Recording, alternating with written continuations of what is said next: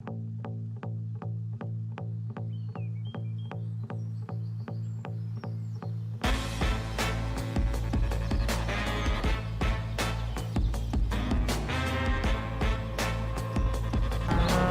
is up, guys? Welcome to another episode of The Come Up. My name is Romeo, and today we have a slightly different episode for you guys. Today we're going to be interviewing Thabo, the man behind The Come Up himself. We're going to pick his brains a little bit, we're going to understand what he's all about, and I hope you guys enjoy.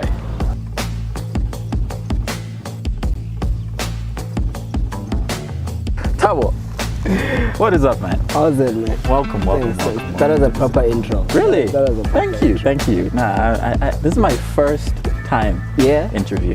Yes. But you've been around as well. I've been around. So I've seen how you do it. Yeah. Picked up a few things. And I'm like, you know what, let me give it a shot. You did good. You did good. Thank you. So today, we're doing it slightly different. Yeah. We're going to ask you some questions. Cool. And you've never heard these questions. I've never heard. So you need to answer straight up from the heart. I'll try. Exactly. I'll try. Exactly. This is going to be interesting. I've seen some of the questions that the producers have, and hey. Are they hectic? Yeah. Let's go. Yeah. Let's go. All right, here we go. Let's go. First question. Who is Black Panther? And who is Thabo? I told you. Here we go. Like you just started with a 10, Yes. man. You just went there. That's how we have to do. You just went straight there. from the top. Black Panther. So there's a bit of a story behind Black Panther, man. The movie came out, Black Panther, I can't remember when, and I was crazy about the movie. Cool. And then the hype kind of died down on Black Panther, and then I rewatched it again, and I was crazy again. And someone called me Black Panther, you know. Just like that. Just like that. And the personality developed where I was like, okay, I'm able. No, listen. Okay, go for it. Listen, and then it kind of grew, man. It kind of grew that this guy likes the Black Panther.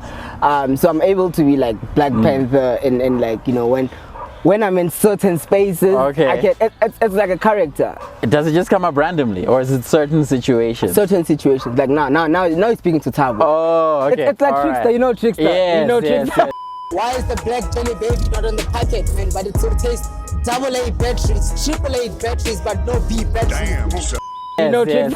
Because check, there's been a few situations where we are prepping for an episode. Yeah. And then you just hear Thabo. Okay, so Call me the Black Panther. I'm just going through my notes. They call me the Black Panther. You know, like I don't know where.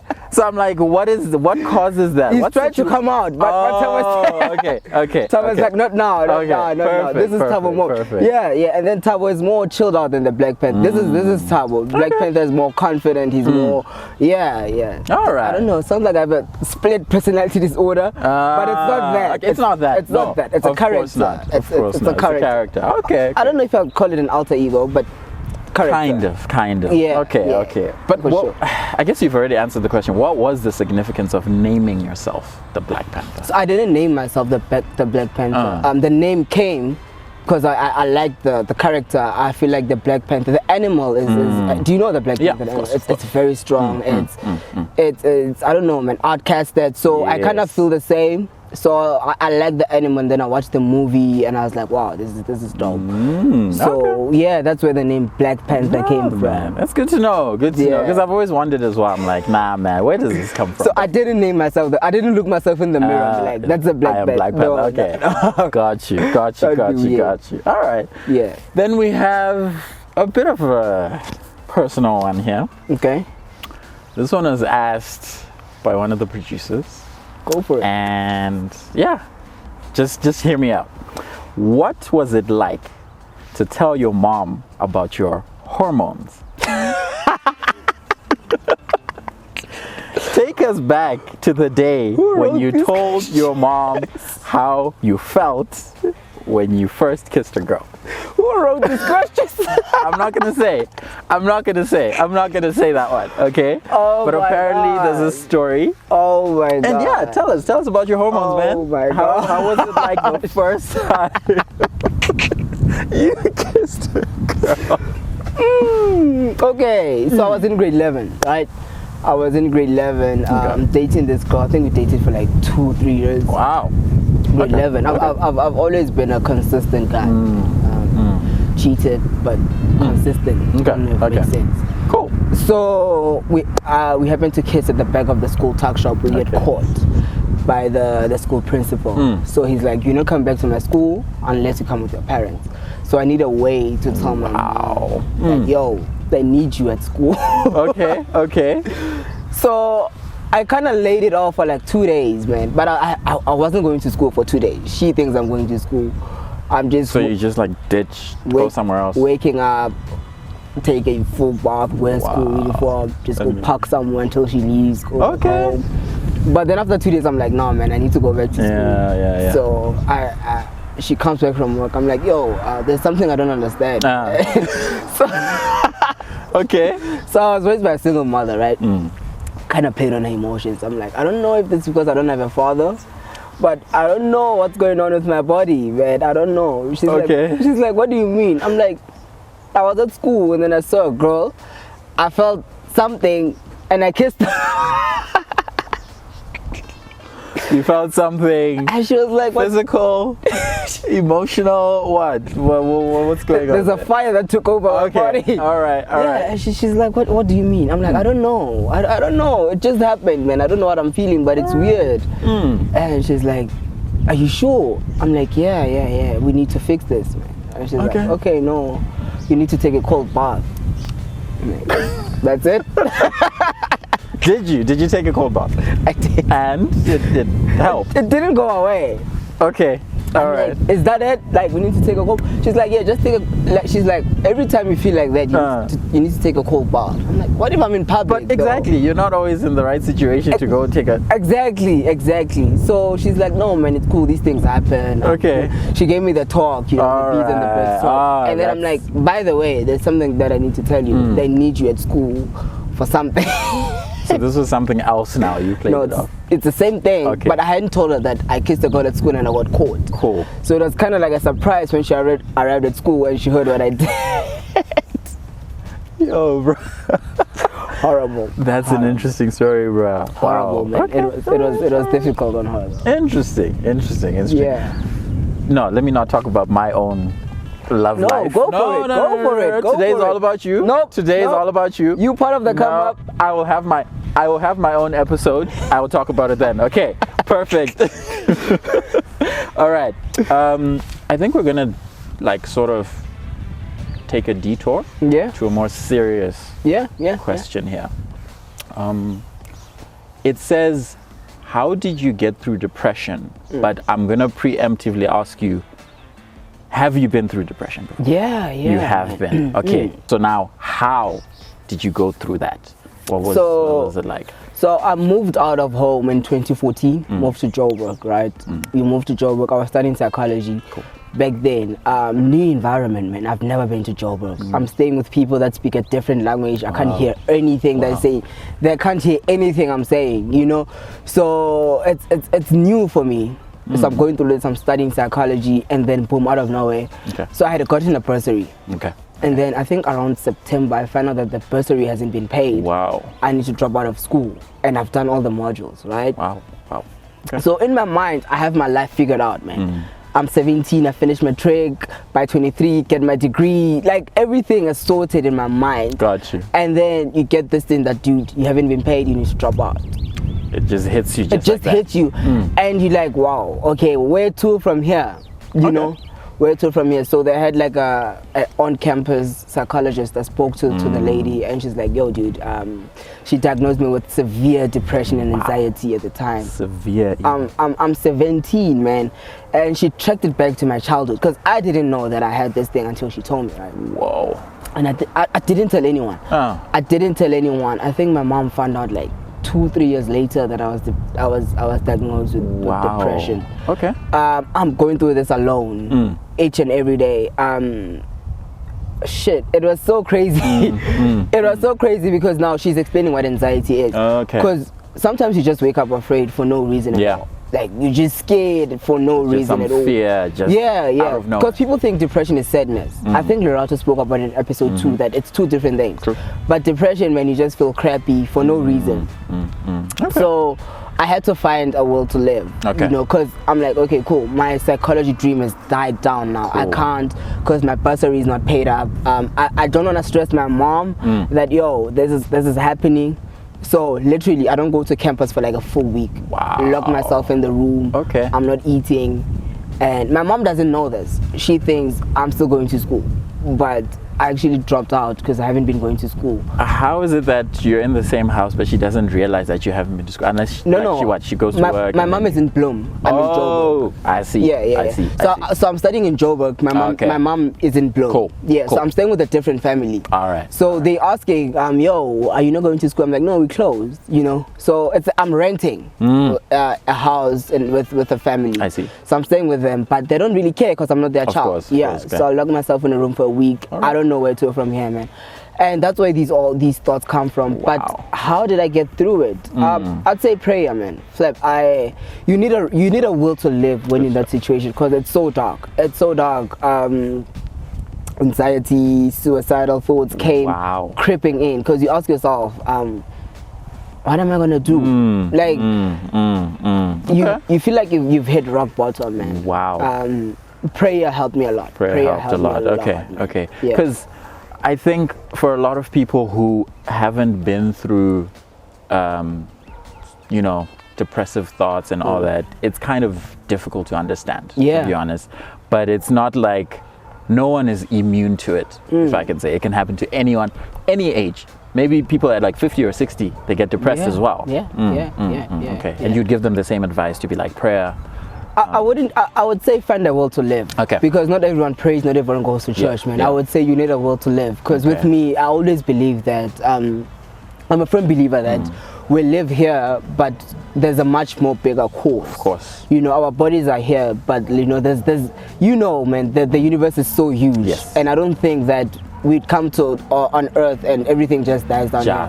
I believe there's an eternal force that's going on, regardless what you believe in. Exactly. So you just need to find that will to live and just push through, man. All right. Yeah. All right. Perfect. So after you did find your will to live, you carried on. You studied. No. So dropped out. You dropped out completely. You didn't take on another course. Completely left psychology. I had to go back home, and you can imagine how difficult it is. Because when you leave home, the family has this expectation that, dude, everything is gonna be okay. My son is in Joburg, and then you need to come back home. You're carrying that shame, that embarrassment, I had to find a job, man. Wow.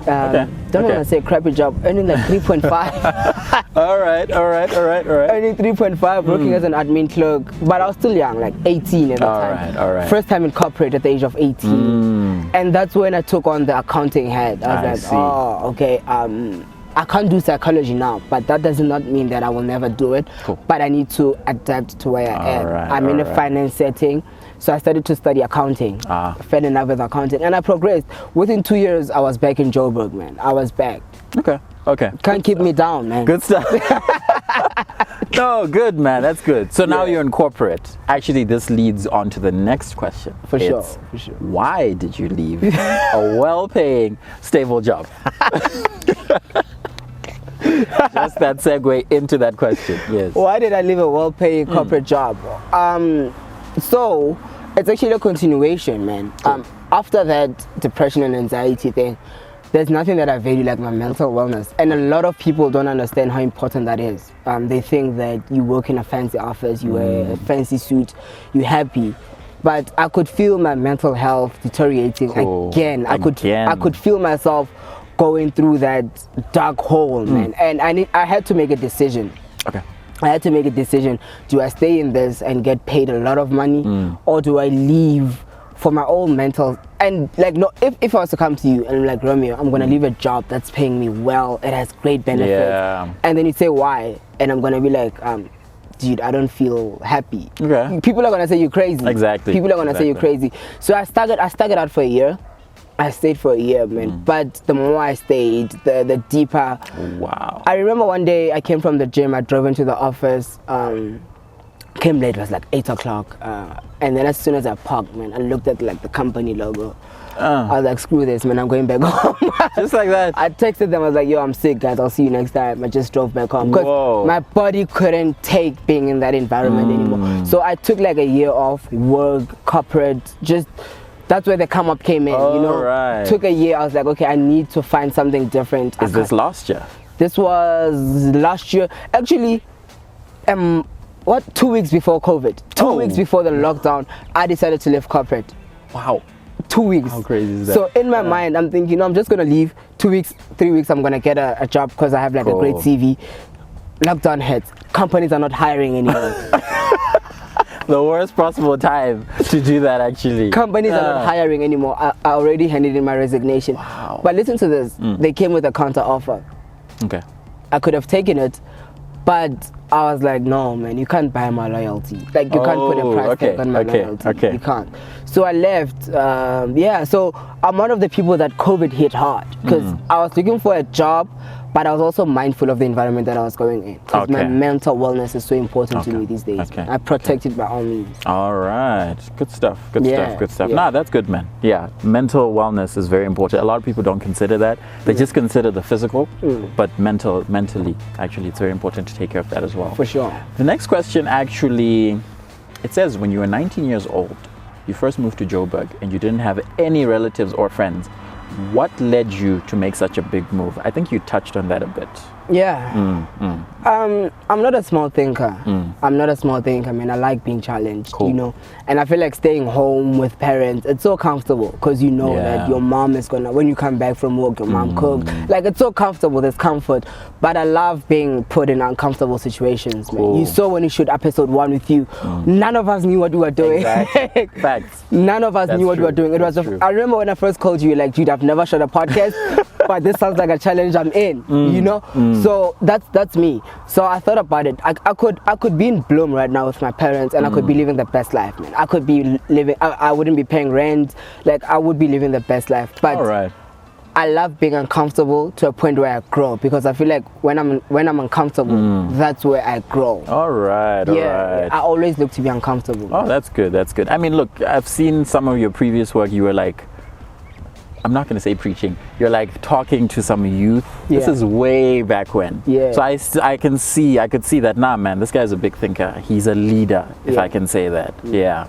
Okay. Where did you see that? Where did you see that? It was it on Facebook? Because you stalked me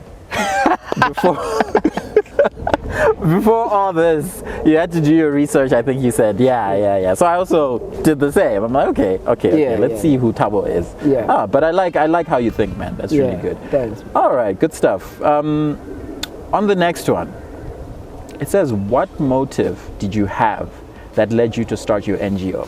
I actually didn't know about this. It's called Chosen Generation. So you actually know about this. That's the first time we met. Remember, we met at a photo shoot. Yes. When we were shooting for my NGO. Oh, that was it. Those school kids. Okay, because we were talking to some other lady. Yes, I remember. Okay, but you were actually behind that. Yeah. You see, you're a leader. That's exactly what I was saying. Okay, good stuff. Yeah. So what's the motive that led you to start that, and where is it right now? Wow, that's a good question. That's a crazy question, man, because no one has ever asked me that.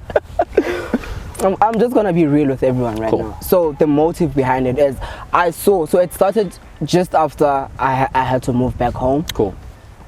As I told you, I needed a will to live. So I'm back, I'm working, but I'm not happy. All right. Because I feel like there's something that should. And then I asked myself the question, how many people out there, how many young people are going to fall into the same trap as I did, man? Cool. Where you think that by the age of 18, your life is sorted. I think we've all been through that, where when you're in matric, you've already envisioned your life. Exactly. That by 30, I'm married, I have a big house, but life has a different plan. Exactly. It does its own thing. Exactly. So I decided to start an NGO and speak to young school kids. Cool.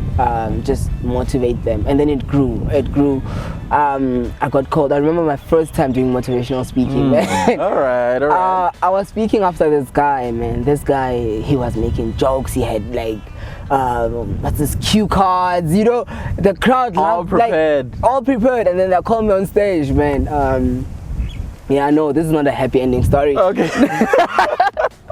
No, I want to hear this. I know people are thinking it. No, man. This guy, As soon as he steps down, the crowd claps, everyone is happy, and then I walk on stage, man. I just get stage fright, man. Whoa. I see a lot of, I think I'm 19 at the time or 20. I see a lot of school kids. It's my first time standing in front of school kids to give a motivational talk, man. And I remember telling them, yo, man, I just came here to say God saves, and I just walked out. I just walked down the stage. So you spent like 10 seconds. And then all I heard was one person going. Okay. And that was it. That was it. One person clapped out of everyone. Dude, one person clapped, and it was so embarrassing, man. It was so embarrassing. Yo, bruh. But I grew from that, man. I grew. I learned to speak to kids. I learned that. Look, you could have $1 billion in your account, and you could have like 10 rand in your account. We all have challenges, and we all have a common ground where we can meet. And I'm glad that I've been through corporate and I've been through depression. So I've had the opportunity to meet the highest CEOs in South Africa. Oh, wow. And I've also had the opportunity to meet the lowest people that you could think of. And I'm able to hold a conversation with both. So you're like that bridge between the two. Yeah, I've been that bridge through my circumstance. Yeah. All right. But where is it right now? I figured that it wasn't serving the same purpose, so I had to take a step back. That's why for the past year I haven't been doing anything, because I figured that it was becoming more about me than about what it started for. So everyone wanted to know, what is Thabo doing next? Is Thabo speaking here? Is Thabo doing this? So I had to stop it and just go back, because the attention is addictive, man. It's addictive to know that, wow, people actually look up to me. People like me. It's like there's something called imposter syndrome. You feel like, is this really me? I'm gonna be caught out soon. Yes. I guess you've had some of that. I've had that here and there. Yeah. Okay. I think if you step into a different environment, regardless who you are, you get that. Okay, good stuff. You get that, because I've also had it, and I had to step back. I'm like, what if these people find out who Thabo really is? Are they still gonna be there? All right. So I had to take a step back, my focus on the come up. It's been a crazy journey. Good stuff. Yeah. So you start things. You had your NGO, you had the come up. Rumor has it that you're also starting a clothing brand. Rumor has it. Is that true? That is true. Okay. Man. That is true. Tell us a bit about that. I feel like the come up, the podcast has a lot of people think the come up is a podcast, but for me, the come up is not a podcast, but the come up is a company. The come up is a movement. Cool. And I think in terms of podcasts, we've reached where we want to be. Okay. Not in terms of YouTube viewership or whatever, but we've reached where we know this is what we do. Yes. So we need a new challenge before we all get bored. Cool. Before we all be like, what's next? We know that Romeo's gonna be here this time, Thabo's gonna be here, we're shooting this, so we need something that's gonna keep us on the edge. Okay. So I'm like, why don't we just throw in a clothing brand for the come up and see how it goes? So the clothing brand is not mine. It's the come up. A lot of people think just because I'm interviewing, they think I own the come up. You are the come up. They think I am the come up. They don't know there's so many people doing work in the background that they see in camera. Like, I'm just the pretty face, but there's so much work. About the work that goes in the background before they see what they see the end product, and then they see me and they think he is the come up. But I'm not the come up. Okay. The come up is it's a team effort. Without the team, there is no come up. All right. Yeah. All right. Good stuff. I mean, what is it that goes into the come up? Like, what is the creative process behind each episode? I don't know if you can shed some light on that. That's crazy. So actually the first time I started working on the come up, it was supposed to be a documentary. Kid you not, you are saved as Thabo at documentary on my phone, even to this day. I will put a screenshot up.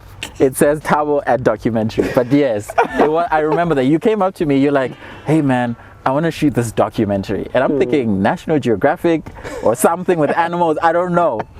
So I saved you as Thabo documentary. But yes, carry on. Yes. The come up in my mind was going to be a continuation of Chosen Generation, where I merge into a more people get to see what Chosen Generation is about. I shoot a documentary with these kids.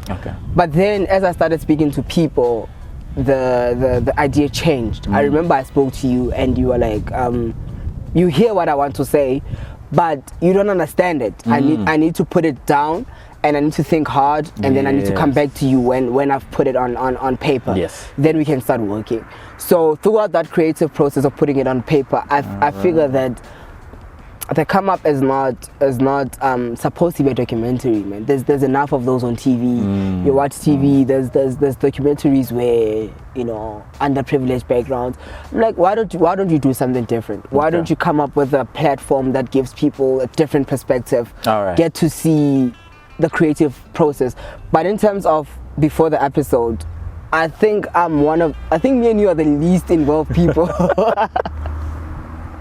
Yes. I think me and you are the least involved people when it comes to the creative process. Okay. There's some with KJ where they do like the research, then they tell us how about we do this, then I will look for the guest, because I'm more centralized. All right. Look for the guest, and then people will be shocked, man, how many times you get rejected. Exactly. True. It happens a lot. But at the end of the day, we come up with something. We come up with something. Something has to happen. Yeah. Okay. I remember before episode 2, before we actually shot with Lerato, I called literally 15 psychologists on that day. 15 psychologists. And they all rejected. And Lerato was not even on the list. Whoa. That's crazy. Lerato was not even on the list of the 15 psychologists that I called. All of them. I remember this other lady just hung up. She thought like you're trying to sell her. Oh, you wanted those guys' insurance company. Yeah, she thought I'm trying to scam her, to scam her or something. Dude, I remember I was like, yo, I was speaking to Thabo. I'm calling from the car. She hung up. Yeah, it's a tough world out here, eh? It's a tough world, man. It's a tough world. But as you said, we always come up with something to always make sure that whoever supports us, they get to see the best quality. Yeah, we've come a long way. It's like episode 6. Yeah. To think, and we're like almost halfway through the year. I think that's progress. That is, man. That is. Thinking about where we come from, episode 1. Exactly. You forget it. What did you forget? A mic or a camera? Mic, yes. And then they gave me the wrong batteries for the cameras, and I had to go back. It was. But you know, as I was coming here to the shoot, I was thinking to myself, had we gotten a different guest than Joe, would we still have continued? Because I feel like Joe set a benchmark for us. Man. He made us feel so comfortable in what we're doing. When they sell you insurances, most of the time, the insurance amount, let's say if you were sold life cover today, you're insured for R1 million. Cool, but your payment goes up every year for inflation, they call it. But your cover doesn't. He made us believe that we know what we're doing. Yeah, true. So I'm thinking, had we gotten a different guest, have we still have continued? I think we might have had that, it didn't go as planned, so maybe we start having those doubts. Yeah. But I think it came out so, the benchmark was set so high. It was so good. Actually, speaking about that, what, out of all the episodes we've shot, what's your favorite? Your favorite parts out of all 5 episodes? Just, give us something there. Okay, I'm gonna give you 2 parts. Cool. The first one is not on the episode, but I still laugh about this. Okay. I still laugh about this today. Can you just? That means the viewers haven't seen it. The viewers, they will see it. You said you are sending teasers in December. Yes. We're doing a teaser episode in December. A bloopers episode where there's mistakes. Cool. I remember. I'm not gonna spoil it for them. Cool. But I'm just gonna give the context. Okay. You were editing. I think that week you were editing, and then I lost my phone, so you had to communicate with the rest of the team, and I was not there. And then I remember when I got a new phone, I listened to your voice tone, and you were like, "Yo, I just watched the episode. But why would you laugh at something like that?" Hey, bruh. So I just finished editing this episode, and you were like busy laughing at disabled children. Like, what's wrong with you, bruh? I think it was the timing. I don't know what it was like. Yeah, but nah, I'm gonna have to cut that out. I'm gonna have to. It looks so bad. I remember the problem with that was the timing, if I'm not mistaken. It was the timing of when you laughed and he had said something. So, that was episode 1. Yes. Yeah. Okay. And I remember, dude, the whole team was like, "Thabo, why would you laugh at something so serious?" oh, bruh. I just saw. I'm like, nah. Like- This is not going in the episode. Yeah. I think we would have been cancelled. True. I think Exactly, Had because that of been that. out there, I think we wouldn't have made it to episode 5. That was crazy, man. But I'd say the best episode of Short was episode 1. Reason being, that was the first episode that we got the team together. Cool. That was the first episode that everything, like literally, you said it's the first time you use like that setting Yes. at Joe's house. Yes. Like it was new, and people don't believe me when I say it was new for everyone. Yeah. Camera, sound.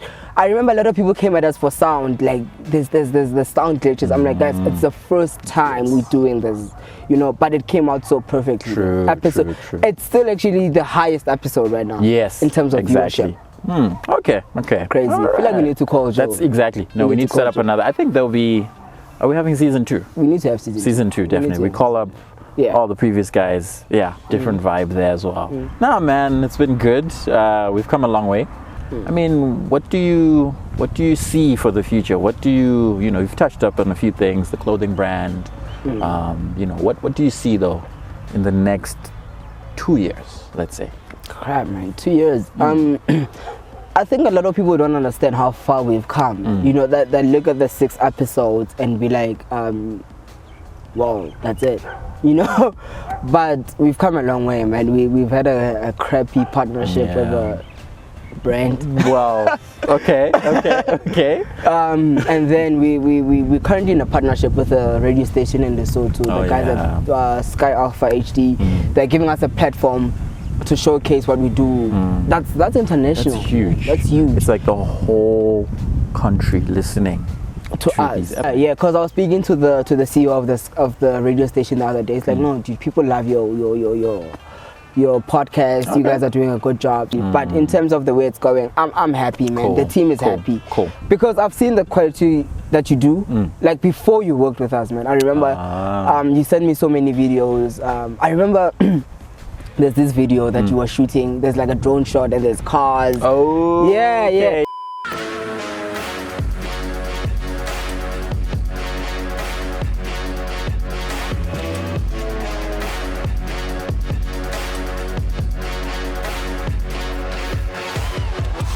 Yes, I remember that. Yeah. I was sold, man. I was like, we need to get this guy on board because it's so cool. You create quality.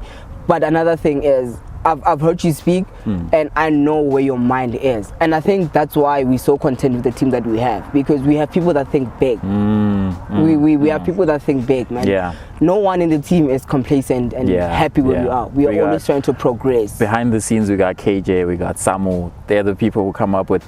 So what people see in the episode has come from those two. It's not us. No, it's not just us, me behind the camera, you in front of the camera. No, It's not us. there's actually people behind the scenes who are doing like majority of the work. Okay.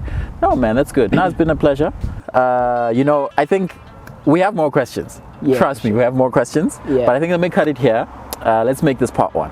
Okay. And then we'll have a part 2. I think we'll go deeper into part 2. So part 2 is okay. It'll come through. But yeah, Sure. let's close off part 1. Okay. And yeah, man, it's been a pleasure for now. And I think we'll catch up in part 2. Definitely. Thanks for having me. Definitely. Nah, guys, thank you so much for watching this part of the Come Up. It's been quite a different one. It's the first part. But we'll have part 2 definitely soon, where we go deeper and ask Thabo more questions, pick his brain a little bit more, and then we get more information from him. But thank you for watching as always. Make sure to like, to comment, and to subscribe, and we'll see you guys next time.